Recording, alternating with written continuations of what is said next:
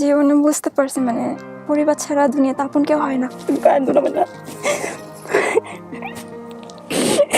আল্লাহ কাছে কত চাইছি, তোমার গার্মেন্টস আমি কত কিছু চাইছি, অফিসে তোমার অপেক্ষায় কতকাল আমি ঢাকায় পড়ে রয়েছি, কোথাও তোমার পাই নাই। আমি করোনার সময় বাড়ি চলে গেছি, বাড়ি যাই তাহাজ্জুদের নামাজ পড়ে পড়ে তোমার জন্য কান্নাকাটি করি। আমি 6 দিন ওয়াজ করতে যাই, কাবার কাছে সুমা খায় বলছে যে আল্লাহ তুমি আমার বোনের তুমি আমাদের বুকে ফিরাই দাও। কত করছি সৃষ্টিকর্তা যদি আমাদেরকে যে বলতে যে তোমরা পৃথিবীতে যাবা, তোমাদের লাইফ এরকম আছে, আমরা মনে হয় যে পিতা আসার ইচ্ছা ছিল না। তাই আমাদের সবার মঙ্গল করুন সেই দোয়া এবং শুভকামনা জানিয়ে শুরু করছি আপন ঠিকানার একটি আপডেট পর্ব নাম্বার 737। আর যিনি অতিথি ছিলেন তিনি হচ্ছেন ফাতেমা, আমার সঙ্গে আছেন স্ক্রিনে। এই পর্বটি প্রচার হয়েছিল 19/4/2025 এবং আজকে যদি আমরা সফল হই শুধুমাত্র আপন ঠিকানায় আমাদের সফলতার সংখ্যা হবে 431। উনি তেমন কিছু বলতে পারেননি, বাবার নাম বলতে পারেননি, মায়ের নাম বলতে পারেননি, না মায়ের নাম বলতে পেরেছিল মরিয়ম, এবং ভাই বোনের নাম এবং সংখ্যার জায়গায় বেশ কয়েকজনের নাম বলেছিল, আমেনা, মাসুদ, জাহানারা, খাদিজা, মাহবুব। গ্রাম বলেছিল কান্দাবাড়ি, নাটোর। তো এখানে চাচার নাম বলেছে উনি, মামার নাম বলেছে, খালাতো ভাইয়ের নাম বলেছে, ঠিক আছে। উনি বলেছেন আমার বড় বোন আমেনা গাজীপুর কোনাবাড়ি গার্মেন্টসে জব করতো। চাচার নাম বলেছে মোজাম্মেল, মামা হানিফ, শাহ আলম, মালেক, খালাতো ভাই লাবলু, আর নানুর বাড়ির পাশে আর্মির ক্যাম্প ছিল। এগুলো ওনার তথ্য যেগুলো ওনার ছোটবেলায় মনে আছে। আমি কি ঠিক বলেছি এগুলো? জি। ওকে। আর এখানে উচ্চ সন্তানকারী ভূমিকা আমি বেশ কয়েকজনের নাম পাচ্ছি। প্রথমে তথ্য পাঠিয়েছেন আমাদেরকে শারমিন, এছাড়া আমাদেরকে তথ্য পাঠিয়েছেন মনিরুজ্জামান ভাই এবং তানভীর ভাই। তো শারমিন আমাদেরকে অডিও বার্তা পাঠিয়েছে হোয়াটসঅ্যাপে, আমরা একটু সবাই মিলে একটু শুনি যে কিভাবে সে তথ্যগুলো সংগ্রহ করলো। ওকে, বিসমিল্লাহ। আসসালামু আলাইকুম ভাইয়া, কেমন আছেন? আলহামদুলিল্লাহ, আমিও ভালো আছি। আমি শারমিন আক্তার রুবি। আমি এখন কথা বলবো 737 ফাতেমাপুর ভিডিও বিষয়ে। ভিডিওটি পেজে এবং ইউটিউবে আসে 19 এপ্রিল শনিবার রাতে। ভিডিওটি আসার পর আমি সম্পূর্ণ ভিডিওটি দেখি। ভিডিওতে ঠিকানা বলা হয়েছে নাটোর কান্দাবাড়ি। এখানে হলো ফাতেমাপুর দাদার বাড়ি বলেছিল। তখন আমি আমার কাছে যে তথ্যগুলো ছিল আমি আগে থেকে সংগ্রহ করে রেখেছি, পরিবার থেকে জমা নিয়েছি। ওনারা মাঝে মধ্যে পেজে কমেন্ট করে অথবা আমাদের ইনবক্সে নক করে টিম মেম্বারদের ইনবক্সে দিয়ে থাকে। তো আমি আমার ইনবক্সে চেক করি এমন কোনো তথ্য আছে কিনা। তথ্যটা আমার কাছে ছিল এমন মনে হয়, তাই আমি খোঁজ করি, কিন্তু তথ্যটা আমি পাচ্ছিলাম না। এর কারণ হলো মেসেঞ্জার ডিলিট করে আবার ইনস্টল করার কারণে অনেক তথ্য আমার চলে যায়। সবার হয় কিনা জানি না, আমার এমনটা হয়েছে। তো স্ক্রিনশট গুলো আমি পাচ্ছিলাম না। তখন আমি আমার লিখে রাখা যে খাতাটা ছিল ওটা চেক করে দেখি ওখানে এই তথ্যটা আছে। আলহামদুলিল্লাহ উনি যে তথ্যগুলো বলেছে সবগুলো মিলে যায়। তখন আমি ওনার ভাইয়ের নাম্বারে কল করি, ফাতেমাপুর ভাইয়ের নাম্বারে কল করে ওনাকে আমি জানাই যে ভিডিওটা দেখেন আপনার বোন কিনা। তো উনি ভিডিওটা দেখে, ওনাকে আমি ভিডিওটা পাঠাই হোয়াটসঅ্যাপে। তো ভিডিওটা দেখে উনি জানায় যে হ্যাঁ এটাই আমার বোন। উনি খুব কান্না করে কয়েকবার কল করেছে। তো ওনার নাম্বারটা আমি আরিফ ভাইকে পাঠাই, আপনাকে পাঠাই, এভাবে ভিডিওটা পাওয়া যায় আলহামদুলিল্লাহ। তো ভাইয়া দোয়া রাখবেন আমাদের জন্য, সবাইকে বলবো আপন ঠিকানার জন্য সবাই দোয়া করবেন। আসসালামু আলাইকুম। ওয়ালাইকুম আসসালাম রহমতুল্লাহ। অনেক অনেক ধন্যবাদ আপনাকে শারমিন। একটা যেটা বুঝতে পারলাম আমরা যে ওনার পরিবার থেকেই আগে থেকে যোগাযোগ করেছিল আমাদের পেজে, সেই সব তথ্য সংগ্রহ করে রেখেছিলেন আমাদের টিম মেম্বার শারমিন। তো একই সাথে ধন্যবাদ জানাই মনিরুজ্জামান এবং তানভীর ভাইকে। তো এখন আমি যেটা পাচ্ছি যে অতিথির বর্তমান ঠিকানা তুর্কি বন্দর 2 নম্বর ওয়ার্ড, গৌরনদী, বরিশাল। আপনি বরিশাল থেকে আসছেন? আগে ছিলাম, এখন কোথায়? বর্তমানে মোহাম্মদপুর থাকি। ঢাকায় থাকেন? হ্যাঁ। দাবি করা পরিবার ঠিকানা পেয়েছি বড় হরিশপুর 5 নম্বর ওয়ার্ড, নাটোর সদর, নাটোর। ও বলেছে নাটোর আনতে পারি। আপনার সঙ্গে কেউ আসে নাই কেন আজকে? কেউ নাই? আমার তো তেমন কেউ নেই। বিয়ে শাদী করেন আপনি? না। ও, কখনোই করেন নাই বিয়ে শাদী? না না, আমার বিয়ে শাদী হয়নি। হয়নি। তো আপনি থাকেন কার কাছে তাহলে? বলতে গেলে কয়েকদিন মুখের কাছে, কয়েকদিন তার কাছে, এরকম। কি করেন আপনি এখন? আমি ফার্স্টে যখন আমার মা বোন কাজে দেয় তাদের কাছে ছিলাম 7 বছর এরকম। এরপর আবারও। এখন কি করেন? এখন বর্তমানে এখন বেকারই আছে, মানে পার্লার কাজ শেখা হয়েছে, জব খুঁজতেছে। কিভাবে চলে তাহলে? চলতেছে আর কি, আমরা যেভাবে চালাচ্ছে। সমস্যা হয় না যে এরকম একটা মানুষ, আপনি যে কোনো কাজও তো করতে পারবেন না, মানুষের কাছে হাত পাততে গেলে বিভিন্ন রকমের সুযোগ নেই অনেক সময়। হ্যাঁ, কিন্তু এখন সেফটি আছে আমার এক বান্ধবীর কাছে আছে আর কি। ওকে, পার্লারে কি কাজ পারেন আপনি? পার্লারে অনেক কিছুই পারি, অনেক কিছু বলতে? যেমন hydra facial, pedicure, manicure, massage, relax massage, বুড়ো ফ্লাক। ও, এগুলো সব শিখেছেন আপনি? হ্যাঁ। এখন পার্লারে চাকরি খুঁজতেছেন? হ্যাঁ। পেয়ে যাবেন ইনশাআল্লাহ। তো ঠিক আছে, এখন কথা হলো যে আপনার সাথে যেহেতু কেউ আসে নাই, সেজন্য আমি আপনার সাথে বসেই এখানে কথাবার্তা বললাম। এবার আমি বাইরে যাব, আপনি এখানেই থাকবেন। জি। আপনার জন্য যারা আসছে তারা অলরেডি চলে আসছে আমাদের অফিসে, তাদের সাথে কথাবার্তা বলে তারপরে আমি আবার ভিতরে আসবো। জি। যদি জরুরি কোনো প্রয়োজন হয়, এই যে আমার কলিং বেল আছে, এটা চাপলে আমি ভিতরে চলে আসবো, ঠিক আছে? আর পানি আছে, সমস্ত কিছু আছে, টেনশনের কোনো কারণ নেই। প্রিয় দর্শক এবং শ্রোতা, যেহেতু ওনার সঙ্গে কেউ আসে নাই, সুতরাং আমরা ওনাকে নিয়ে ইন্ট্রোটা করে ফেললাম। বাকি ধাপগুলো আমরা যেভাবে করি নিয়মিত, সেভাবেই আমরা সম্পূর্ণ করছি। চলে যাচ্ছি পরের ধাপে।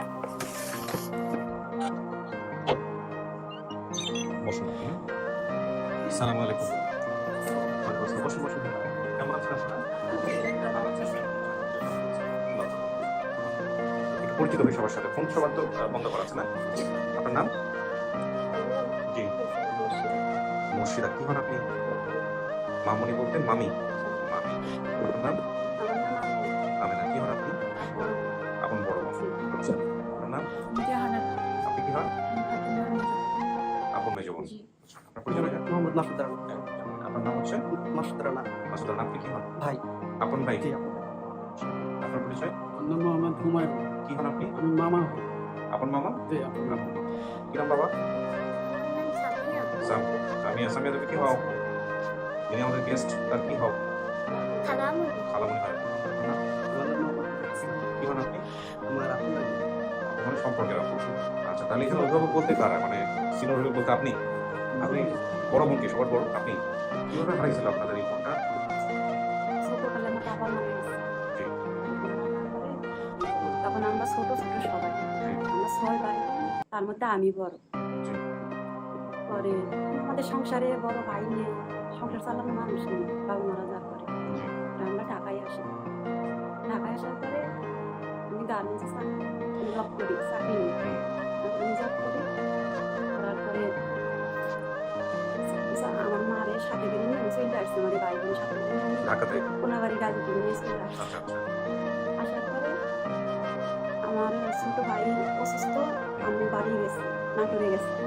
যাওয়ার পরে আমাদের আবার একটা নানি, বাবুর মা, এমনি আশ্রয় দিছে। গ্রাম থেকে আসছি অসহায়, কেউ নিয়ে এখানে আমাদের সেই নানি আমাদেরকে একটু হেল্প করেছে, আশ্রয় দিছে।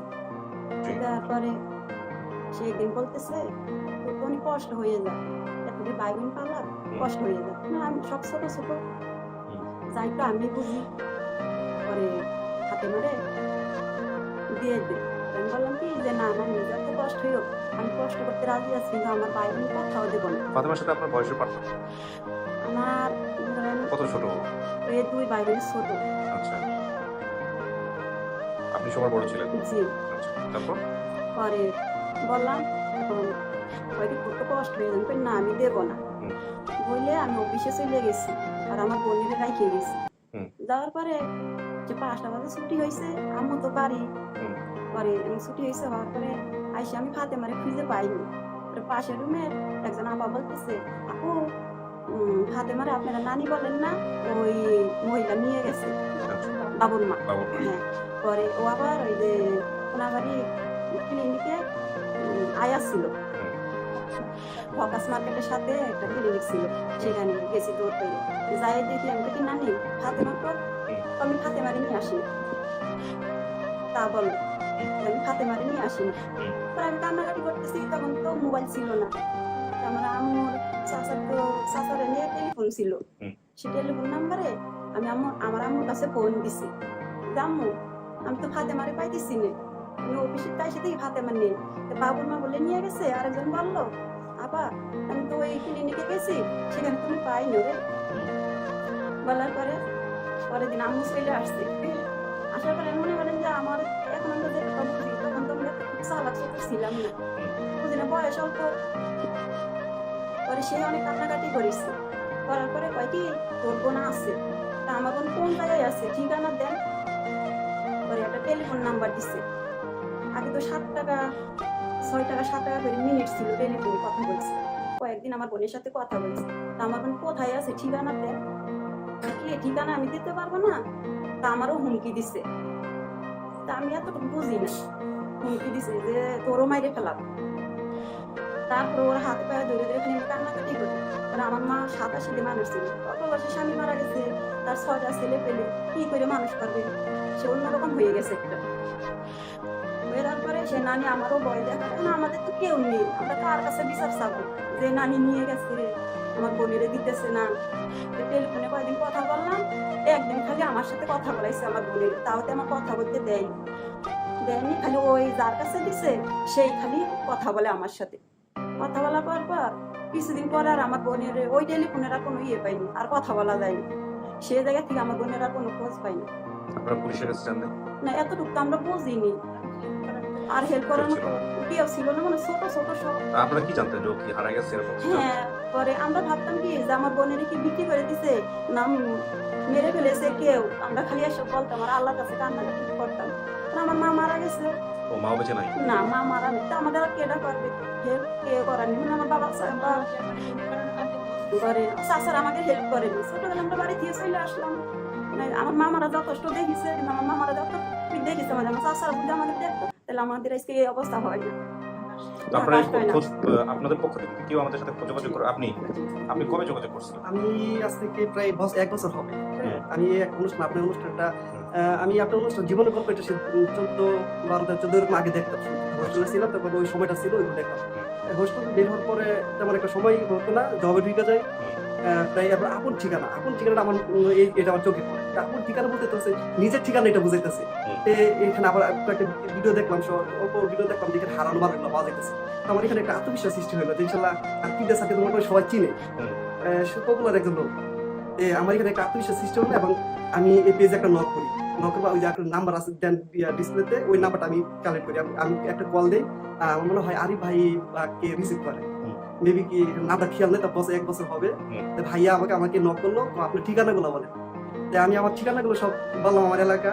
পরে ভাইয়া মানে নোট করে রাখে। আমি ভাইয়া যদি এরকম নাটোরের আমার ছোট বোন ফাতেমা অনেক ছোটবেলা হারিয়ে গেছে, আমার ঠিকানাগুলো একটু রাখে, যদি এরকম কেউ আসে আমাকে নক করে। আলহামদুলিল্লাহ 23 তারিখে শারমিন আপা আমাকে নক করলো যে ফাতেমা নামে একটা মেয়ে হারাইছে। সরি 19 তারিখ। পরে বলতেছে আপনি ফাতেমা, আপনি তো একটা তথ্য দিয়ে রাখছিলেন ফাতেমা নাটোর, দেখেন ভুলে কিনা।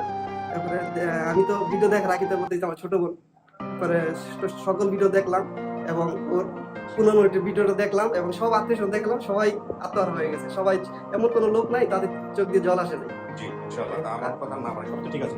জি, আপনি আপনার কিছু বলার থাকলে না, আমার বাম পায়ে কাটার দাগ আছে। ঠিক আছে, সমস্যা নেই, গিয়ে বলবেন। আচ্ছা, উনি যে সব তথ্যগুলো দিয়েছে সব ঠিক আছে তো? জি, আচ্ছা আচ্ছা, ঠিক আছে। আমরা দুজনকে ভিতরে নিব, ওনাকে আর ওনাকে, ঠিক আছে?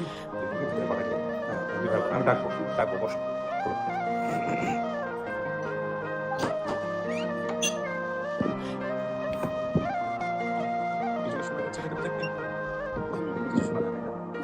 কাউকে দেখলে চিনবেন? বড় বোনকে দেখতে চিনবো। বড় বোনকে দেখলে চিনবেন? হ্যাঁ। বড় বোনকে নিয়ে আসছিল আপনাদেরকে ঢাকাতে? না, বড় বোন তো গাজীপুর কোনাবাড়িতে জব করতো।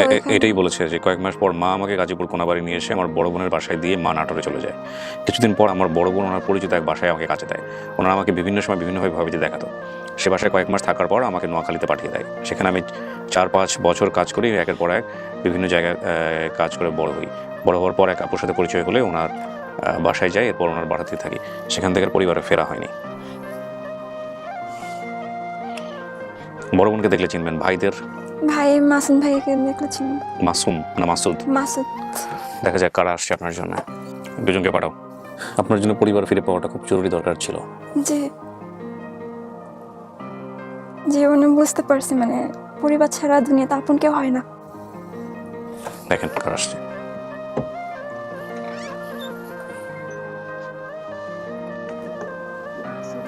আসেন আসেন, ওই যে যান।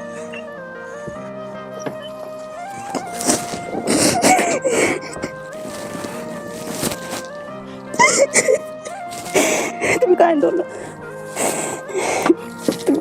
না। আল্লাহর কাছে কত চাইছি, তোমার গার্মেন্টস আমি কত বিচাইছি অফিসে।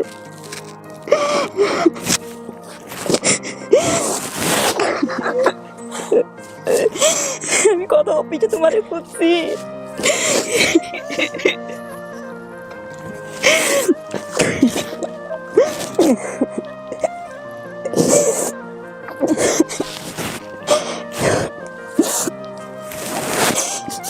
কান্দো না, আল্লাহ মিলাই দিছে।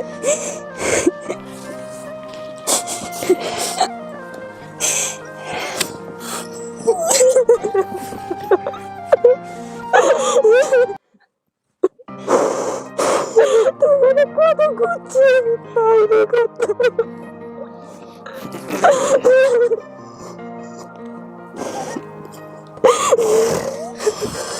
কান্দো না। আল্লাহ তোমাদের উপর লাখ লাখ শুকরিয়া আল্লাহ। চিনছেন আপনি ওনাদেরকে? চিনছেন ওনাকে? হ্যাঁ, বড় বোন। আমার কলিজা টুরকা। মা কই? মা নেই।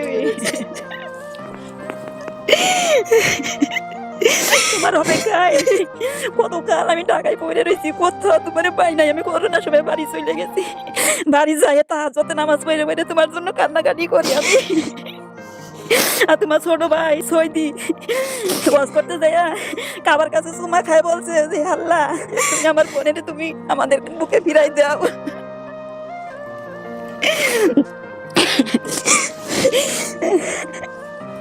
কান্দো না, যে বড় ভাই আছে আল্লাহ, মানুষ তো মানুষ করেছি। আপনার অনেক ধন্যবাদ, আল্লাহ আপনার হায়াত দিক। আমিন আমিন। মাহবুরের সাথে কথা কবা তোমার লাগে কাঁদতে কাঁদতে শেষ। আমার ছোট ভাই সৌদি থাকে, আচ্ছা, সে ভাই হজ করতে যায়, ওই কাবাই চুমা খায়, ওরে চাইছে আল্লাহর কাছে যে আল্লাহ আমার বোনের আমাদের বুকে ফিরাই দাও। আল্লাহ কবুল করছে কবুল হয়তো। করেছে। কাঁদো না। আপনার মায়ের নাম কি ছিল? মরিয়ম। মরিয়ম। বাবার নাম বলতে পারেন না কেন? বাবা ছোট ছোট না, ও, তো মনে ছিল গ্রামের নাম তো মনে নেই। গ্রামের নাম বলছে কান্দাবাড়ি। গ্রাম কি কান্দাবাড়ি? একটু ওর মিস্টেক হয়ে গেছে। হ্যাঁ, কান্দি ভিটা একটা জায়গা আছে আর ইসলামারি আছে, এখানে কান্দিটা আনছে আর এখানে বাড়িটা আনছে, এই দুটো আচ্ছা। মিলে মানে কান্দি ভিটা বানায় বানাইছে। আমি না আপনি না? জি আমার শর্টে এত কিছু মনে ছিল না। মাসুদ আপনি? তারপর জাহানার নামে কোনো বোন আছে আপনার বাইরে? হ্যাঁ খাদিজা আছে। আসে নাই? শ্বশুর মাহবুব? মাহবুবিতে। মাহবুব সৌদিতে। আচ্ছা, আর এই যে চাচার নাম মোজাম্মেল, হ্যাঁ, মামা হানিফ, হানিফ। শাহ আলম মালিক, তিনজনে মিলছে। খালাতো ভাই লাবলু। হ্যাঁ, মারা গেছে, সেও মারা লাবলু মারা গেছে। মাইরে মাইরে ফেলাইছে। কান্দো না। এখানে বলছেন নানুর বাড়ির পাশে আর্মির ক্যাম্প ছিল, এটা কি? পুলিশ ক্যাম্প তো বলছে। পুলিশ ক্যাম্পে আর্মি ক্যাম্প বানাইছে। হ্যাঁ, আর আমার তো পুলিশটা মাঝে মাঝে আপনার নৌকা থেকে আসতো বা ওই যে আপনার ধর্মের একটা ক্যান্টনমেন্ট আছে ওইদিকে যাইতো, ওই রোডে আমার ঠিকানা দেয় নাই, পায়ে পর্যন্ত ধরিছি বাবুর মার, ঠিকানা দেয় নাই। বাবুর মা বিক্রি করে দিছিল আমারে। কান্দো না। কান্দো না।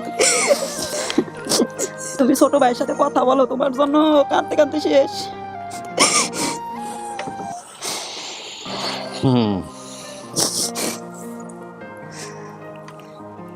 আল্লাহ আল্লাহ অনেক জায়গায় স্যার মানে অনেক জায়গায় খুঁজি স্যার, আমি কবিরাজ যখন দেখছি, যখন কবিরাজ দেখলাম, অনেক জায়গায় খোঁজ নিলাম, পাই নাই। তে আমার এই বোনটা ছিল সবচেয়ে ভাই বোনদের ভিতরে 6 ভাই বোনদের সবচেয়ে সর্বসা ছিল। তো একটা সময় আশা ছেড়ে দিয়েছি, এত ছোট মেয়ে কোথায় পাবো এত বড় ঢাকা শহরে। তো এক পর্যায়ে আমি কাকরাল ছিলাম, কাকরাল থেকে ওরা আমার গায়ের পায়ের মধ্যে গরম পানি মারি দিছিল।